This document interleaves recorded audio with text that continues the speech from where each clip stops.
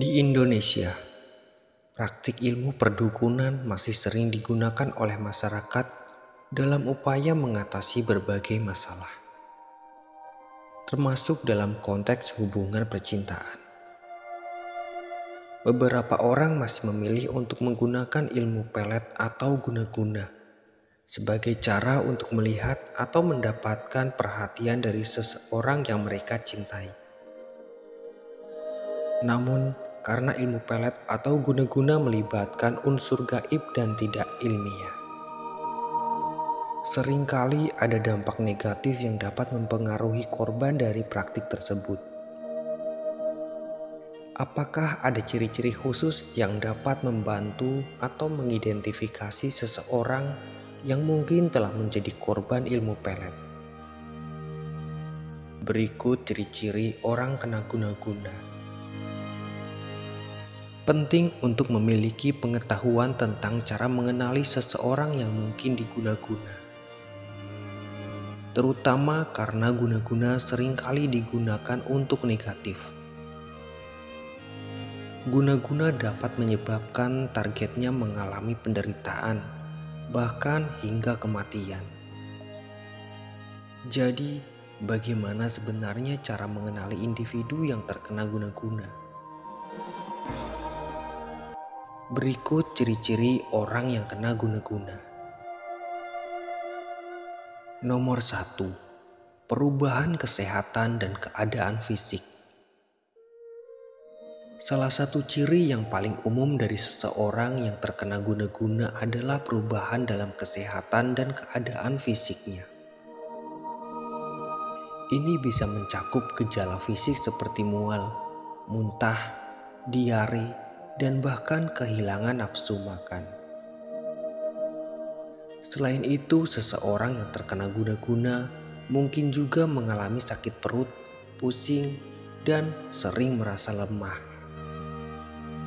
Gejala ini seringkali sulit dijelaskan oleh penyebab medis yang jelas. Jika seseorang mulai mengalami masalah kesehatan yang tidak dapat dijelaskan oleh dokter, ini bisa menjadi pertanda bahwa ada sesuatu yang lebih dari sekedar masalah medis. Nomor 2. Perubahan dalam emosional. Selain perubahan fisik, seseorang yang terkena guna-guna juga sering mengalami perubahan dalam kesejahteraan emosionalnya. Mereka mungkin merasa sangat cemas, depresi, atau bahkan marah tanpa alasan yang jelas. Perubahan emosi yang drastis ini dapat mempengaruhi hubungan sosial mereka dan kinerja kerja. Mereka yang terkena guna-guna juga dapat merasa terisolasi atau cemas secara konstan. Ada pula yang mengalami mimpi buruk atau mengalami gangguan tidur atau sleep disorder yang serius. Semua ini adalah tanda-tanda bahwa seseorang mungkin telah menjadi korban praktik guna-guna. Nomor 3. Perasaan terobsesi kepada seseorang.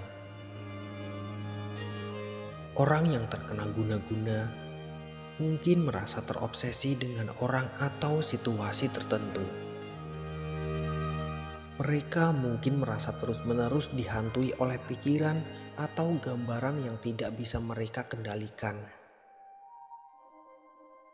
Perasaan terobsesi ini dapat sangat mengganggu kehidupan sehari-hari seseorang dan membuat mereka merasa gila.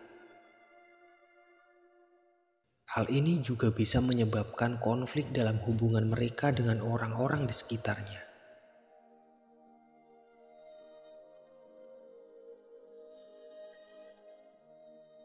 Empat, mengalami gangguan gaib. Seseorang yang terkena guna-guna mungkin juga mengalami gangguan gaib yang terlihat. Mereka mungkin melihat bayangan atau mendengar suara-suara yang tidak dapat dijelaskan. Gangguan gaib ini seringkali hanya dirasakan oleh orang yang terkena guna-guna. Dan mungkin sulit bagi orang lain untuk memahami apa yang mereka alami. Nomor 5. Gangguan tidur. Gangguan tidur adalah tanda lain yang seringkali dikaitkan dengan kondisi seseorang yang terkena guna-guna. Mereka mungkin mengalami kesulitan tidur, mimpi buruk, atau terbangun dengan perasaan cemas atau ketakutan. Gangguan tidur ini dapat mempengaruhi kualitas hidup seseorang, serta membuat mereka merasa lelah dan tidak bertenaga sepanjang hari. Itulah beberapa ciri-ciri orang kena guna-guna. Apakah kamu mengetahui ciri-ciri lainnya? Dan semoga saja teman-teman pendengar semua tidak merasakan hal seperti ini. Dijauhkan dari segala mara bahaya. Tuhan selalu melindungi kita.